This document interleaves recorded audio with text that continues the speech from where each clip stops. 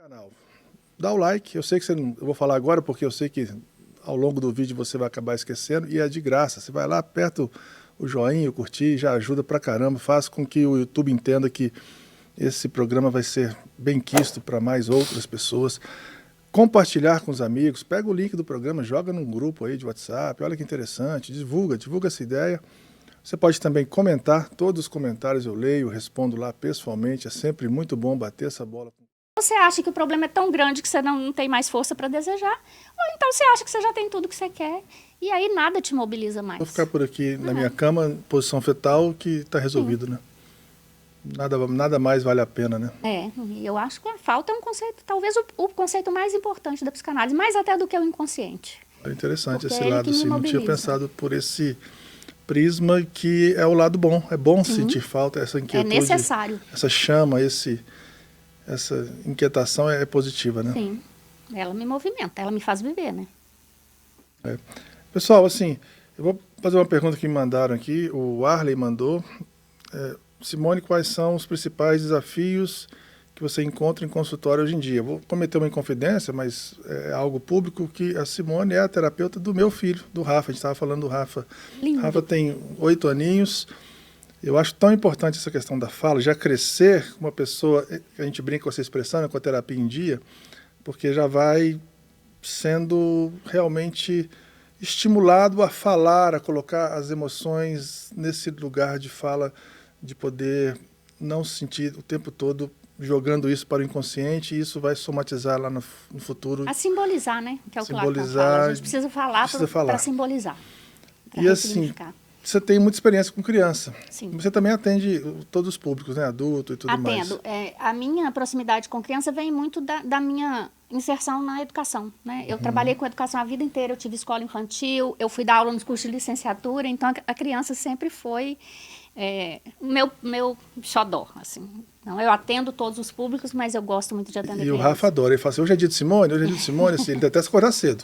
Ele chega lá com a cara amassada, toda. Eu falei, vamos, não, que eu falo, não é para Simone, ele dá um sorriso e vai, e ele volta bem, então... eu fico muito feliz que você está cuidando do Rafa nesse sentido. E o que você tem mais encontrado, então, respondendo a pergunta do Arley aqui, hoje em dia no consultório? De obstáculo, de dificuldade, eu acho que a grande questão, o grande dilema do consultório hoje é competir com um diagnóstico fácil, um diagnóstico facilmente alcançável, porque o médico, muitas vezes, ele dá o diagnóstico, não até porque aquele diagnóstico é viável, mas porque para conseguir um professor de apoio para a criança, ele precisa do diagnóstico, né? Então, às vezes, sem uma avaliação mais profunda, entendendo que para a criança vai ser melhor porque ela vai ter o professor de apoio, e isso traz consequências, né? O próprio Google, já tive muitas mães que chegam e falam assim, aqui, eu queria que você avaliasse meu filho para mim, eu acho que ele é autista, porque ele tem essa e essa característica, né? E não é assim que se avalia uma questão de personalidade, né? Não é porque tem essa e essa característica. Existem pais que ficam desapontados por você falar que o filho não tem TDAH, por exemplo? No consultório existe de tudo. Existe. Tem casos, assim, que já tem uma... Eu acho que a gente precisa compreender os pais também, né? É uma dor para o pai o seu filho não ser aquele modelo que você esperava, não se adequar socialmente, né? Do jeito que você queria. Então, às vezes, é mais fácil ter um diagnóstico e falar, não, mas então é porque tem isso aqui, né? Não é culpa minha, não é culpa dele. Então, tem, sim, pais que ficam desapontados. Assim como tem pais que ficam desesperados quando tem o diagnóstico. Né? Então, assim, eu acho que o nosso desafio hoje é enfrentar o diagnóstico, é entender que o diagnóstico ele é um instrumento para nós, ele não é o fim da análise. Né? Eu não estou ali para saber o que eu tenho, eu estou ali para ser feliz. As pessoas ficam muito ávidas pelo diagnóstico. Sim, né? Eu sei que eu formei na psicanálise em outubro do ano passado, e eu bati o olho nos primeiros pacientes que chegavam lá, querendo carimbá-los. TDAH. Bipolaridade. Aí eu falei, gente, isso não me vale tanto, né? Muda, a escuta, né? é muito mais importante do que o carimbo. Lógico, se você tendenciar o seu manejo para tal situação, é melhor. Isso. O diagnóstico é importante para nós, né? Ele não é importante para o cliente. E o cliente chega buscando, às vezes chega com 3 diagnósticos diferentes. Não sei o que você né? tem. Vamos não é saber o que você tem que vai resolver. Então, acho que talvez esse seja o maior desafio. Quando eu formei, o grande desafio era ser psicólogo, né? Porque Ninguém fazia terapia era para doido, então se você precisava, você ia escondido. Então você custava deslanchar. Até hoje tem esse estigma, você percebe? Não tem, e hoje é muito pelo contrário, as pessoas entenderam que elas precisam. A resistência não é porque psicólogo é para doido, a resistência é porque eu não dou conta de enfrentar o meu sofrimento, então eu acho difícil entrar em terapia. Mas não tem, tanto que você abre um consultório hoje, uma semana você já tem cliente, um mês você já está lotado.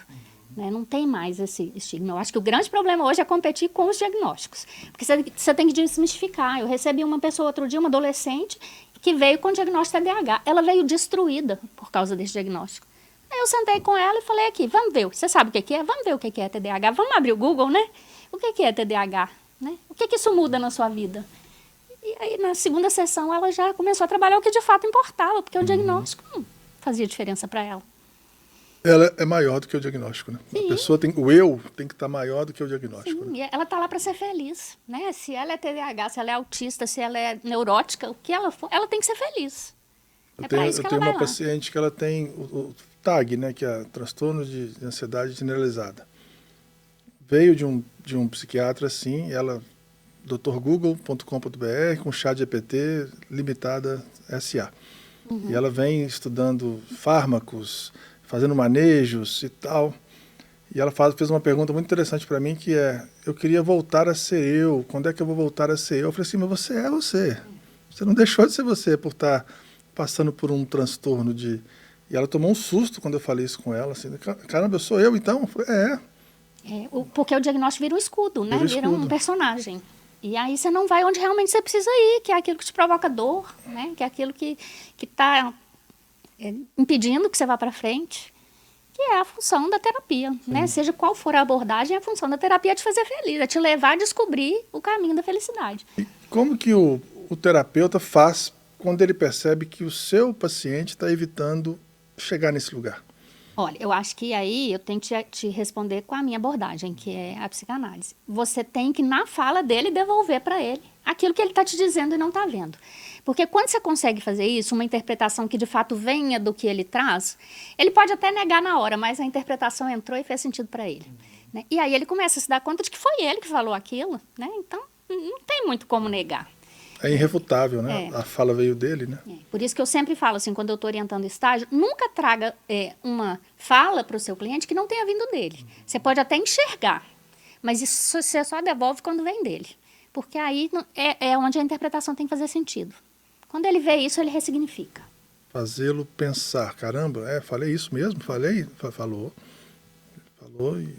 e aí... Às vezes ele nega mesmo, que incomoda, e fala, você está doida, não é isso não, mas ele falou e ele ouviu o que ele falou e aí ele vai trabalhar com aquilo.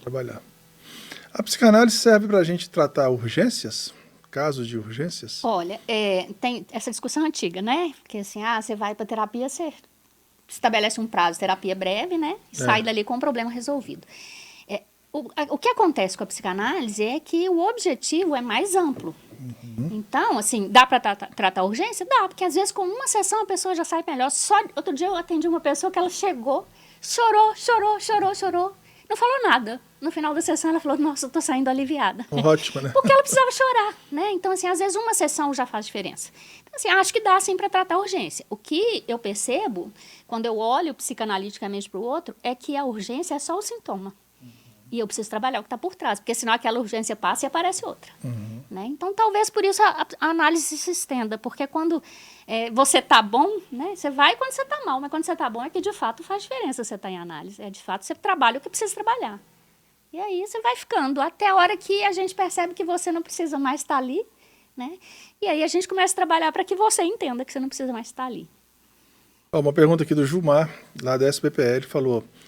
na sua opinião, Simone, o que não pode faltar na formação de um bom analista? É o tripé, né? Não tem jeito, assim, para ser um bom analista você tem que estudar, você tem que conhecer teorias, você tem que se tratar. Não dá para fazer análise, eu acho que não é só análise, não dá para ser psicólogo do outro se você não trabalha os seus problemas. Então você precisa fazer análise, né? E você precisa de supervisão, porque ninguém nasce psicanalista, né? Você se torna, você precisa ir para a prática e aí a situação surge, você não sabe direito o que fazer com ela, você vai discutir com outras pessoas que já passaram por situações semelhantes. Então você precisa ter supervisão, você precisa estudar e você precisa fazer análise. O estudo É para sempre, né? Sim, eu acho que em qualquer área, a gente fala que é na nossa, mas em qualquer área. O mundo está mudando tanto, não dá para você falar, formei nisso e parei. Precisa estudar, né, o tempo todo. Eu faço isso até hoje, eu tenho 30 anos de experiência em consultório. Até hoje surge cliente que eu falo, não, vou ter que ler de novo, porque eu não sei o que eu faço nessa situação. É para sempre. Falar em 30 anos de consultório, nesse momento surgiu uma série avassaladora na Netflix, Adolescência. Muito boa, por sinal. Que é uma série que tem mexido muito com esse diálogo dos pais e filhos, dos grupos de pais de escola e tudo mais.